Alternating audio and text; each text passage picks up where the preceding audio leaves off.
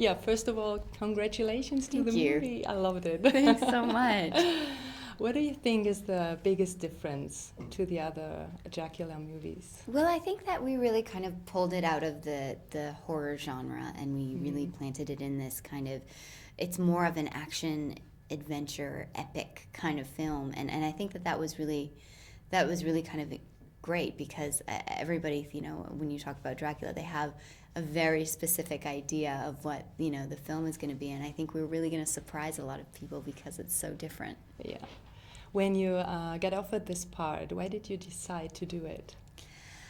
Well, I had wanted to play a love story for a long time, and I was kind of, actively looking for one. And when I sat down with our director, Gary Shore, I really didn't think that it would be a love story, but he started to explain to me his imagining of the film. And he explained to me that at the core of this kind of story was this very real, passionate love story between these two characters. And then when I screen tested with Luke, I wasn't very familiar with him, but we screen tested together, and I thought, wow, what an incredible, special, amazing actor. And he had such an intensity, but I think often in a lot of kind of action movies, it's really difficult to play the hardness of the action, but then the softness of a love story. And he really could just flip that switch and do both so wonderfully. And I thought, this person is really special, and I really want to be a part of this story. So what was the most challenging scene for you?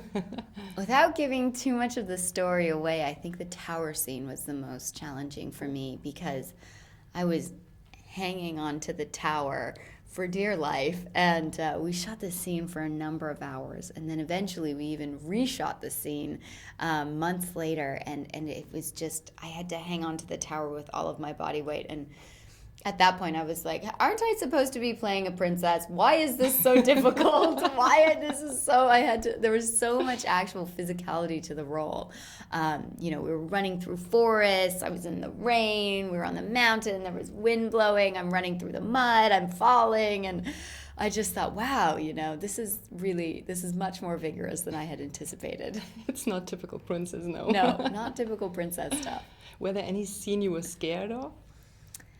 I think, Luke has such a darkness to him, and he has such like a powerful darkness. When there's a really great scene when we're at the monastery, and I remember watching him in the scene, and there's all these flames in the background, and he was just, he was screaming, and he was so intense, and I thought, wow, it's really quite terrifying, but I think that's what's so great about him in the role, is that he really embodied the character, and so it was really easy for me to kind of play off of his intensity, because he is such a masculinity and a darkness to him. Yeah.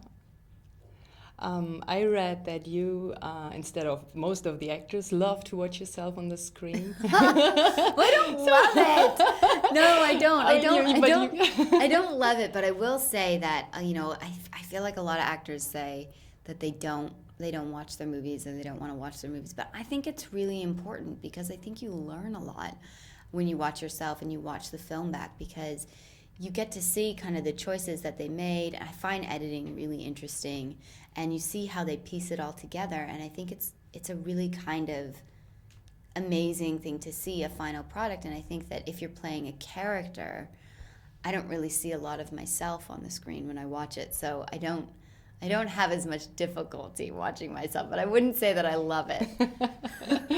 Do you remember the first Dracula movie you watched? I think I watched Bram Stoker's Dracula first. I think that's what I saw, Coppola's Dracula, which has so much kind of amazing theatrical elements to it. I watched it again recently before I started making the film, and I was so surprised, because when you watch a movie when you're young, and then you watch it again when you're older, and you see the difference, and you think, oh wow.